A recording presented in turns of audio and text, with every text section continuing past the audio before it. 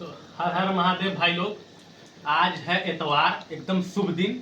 आइए आप लोगों को क्या दिखा रहे हैं, देखिए। ये एकदम लबड़ चोथा जैसा हमको पसंद है। मीट एकदम मटन खस्सी का भी लेके आए हैं। ये रहा चुस्ता, मेरा वन टाइम फेवरेट।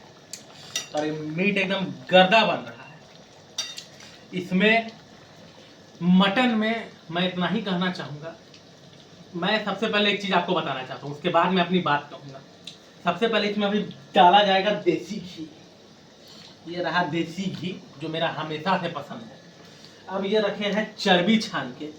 मीट में अगर आप चर्बी नहीं दिए तो समझिए आपका मीट एक नंबर नहीं बनेगा। चर्बी छान के रख दी थी मम्मी। हालांकि हमारे घर में नॉनवेज वगैरह सब मम्मी ही बनाती है, लेकिन आज इतवार था तो बोले दो जरा हम छोलनी चला के कुछ व्यूज पाले।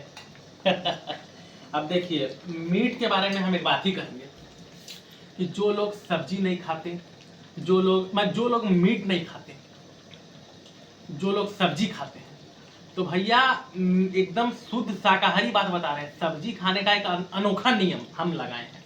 यही नियम से आप लोग भी चलिए। आप फ्रेश सब्जी लाइए और फ्रेश सब्जी को आराम से धोइए वगैरह। उसके बाद वो सब्जी को बकरा को खिलाइए और आप लोग बकरा खाइए। सब्जी का सब्जी, बकरा का बकरा, तब एक अलग ही स्वाद आएगा। बाकी मीट हमारा एकदम रेडी है। और जिन भाई बंधुओं को अगर मीट पसंद नहीं है तो वो हमें ब्लॉक कर सकते हैं, हमें कोई दिक्कत नहीं लगेगी। बाकी मटन एकदम गर्दा बन रहा है। ये सब अगला रान का पीस है। ये है आपका जाके सीना का पीस है।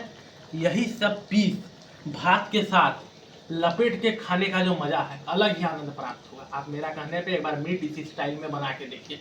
ये स्टाइल हो गया सारठ का, जहाँ की मेरी माता जी है। बाकी एंजॉय करिए, संडे का मजा लीजिए और एंजॉय कीजिए।